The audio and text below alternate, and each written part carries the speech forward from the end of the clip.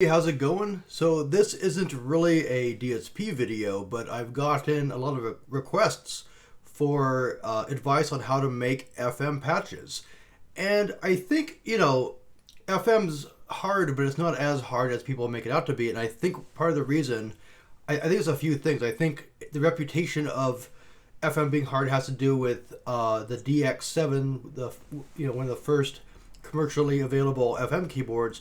You could only program it from a two-line, was it two-line? But it's a pretty small LCD. And that made it very hard to see what was really going on. People often make the mistake of diving into a really complicated FM system, a patch with wires just going everywhere. So if you adjust one setting, now you can't see what the correlation is in how the sound's produced. A third thing, too, is I think Yamaha's terminology, the classic FM terminology of operators, instead of saying oscillator, I think throws people off a lot. So it's helpful to think of these as oscillators that are feeding into each other, modulating each other. Okay, so let's dive in here. So I'm assuming that you're familiar with analog synthesizers, subtractive synthesizers. So let's begin making a pretty basic FM sound. I'm going to crank up the attack, so that's a quick attack, 15. I'm on a program called Reality Ad-Lib Trackers. This uses a very simple two oscillator or two operator FM synth. And one thing I like about this is you can really see how changing each parameter affects the sound, as opposed to having 50 operators flying everywhere. Now, if you're going to look at this configuration in another program, it'll look kind of like this. So you got these two boxes, each one represents an oscillator. And this top one is the modulator that controls kind of timbre and stuff. And the bottom one is the carrier, which kind of controls volumes. And then it goes out and hits you in the eardrums.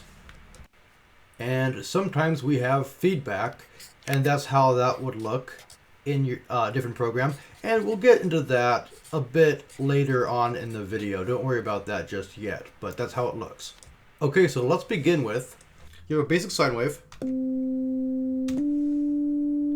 but as I crank up the volume of this one, you're going to hear it get brighter and brighter, just like increasing the filter cutoff on an analog synth.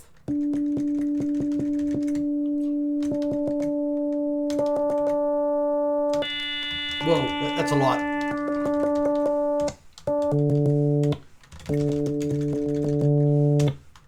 Okay, let's hear it with a little bit of decay on it. That sounds a lot like if you take an analog synth and you have like a bass tone. And so what's going on here is that the modulator, this column here that I'm in, is modulating the carrier. And so you basically have these two oscillators hooked up together. And that's a lot simpler to keep track of course, than, 50, well, no one has a 50 oscillator patch, but, a bunch of oscillators, right? And one thing I want to point out, too, one thing that makes a big difference in FM is the ratio of these pitches. So this is pitch zero, right, modulation. If I turn it up, this is doubling the pitch. So now the modulator is at twice the pitch. And what you're going to get is, instead of a saw-like tone like we had before, a square-like tone.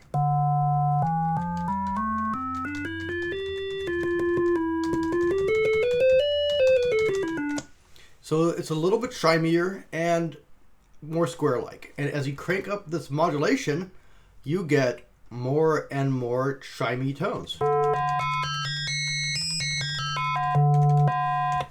So let's see what this sounds like with a little bit of decay.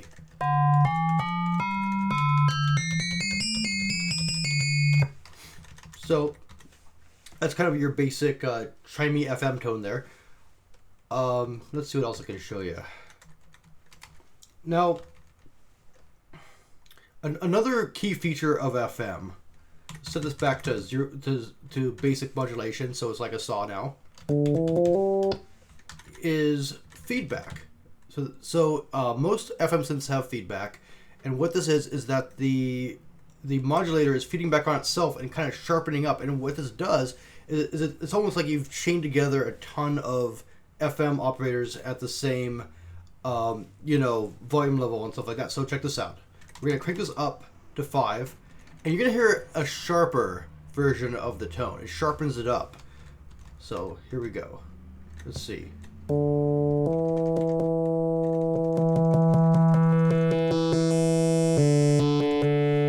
It's buzzier, right, than it was a second ago.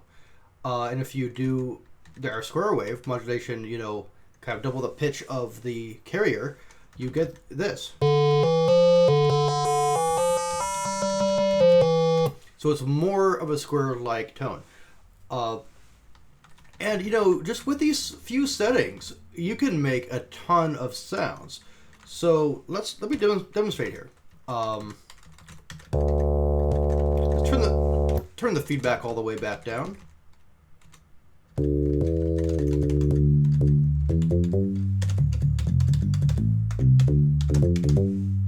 So that's your basic kind of FM bass. You can put the feedback up.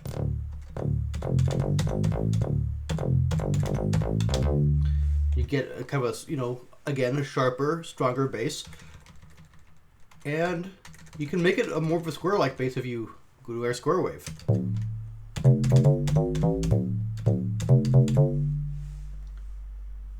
That's very deep. That's very thick. Let's see, you can take that and make it kind of into a chime. Let's turn the feedback down. We could also set decay here, so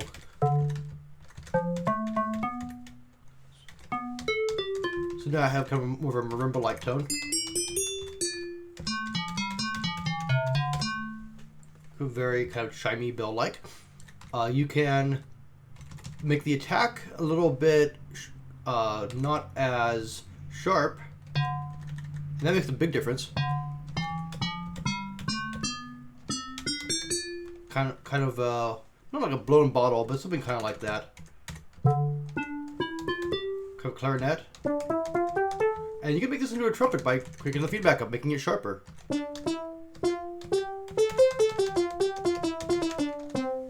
Okay. And one thing I think too, you can take these two operators and you say, well, what about 4 or 6 of them? Well, one of the easiest things you could ever do in any synthesizer is take 2 oscillators and detune them.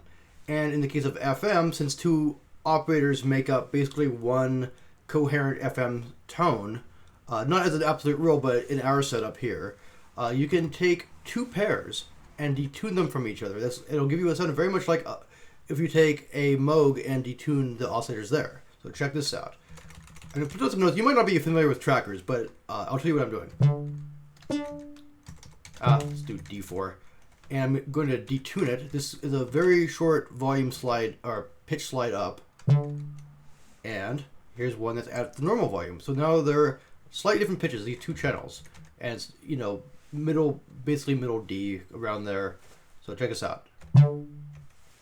Sounds a little thicker, doesn't it? So we're gonna take that decay out. Take the decay out of the other one. The carrier kind of controls the volume, and the modulator controls the sharpness in a pair like this. So turn that back down.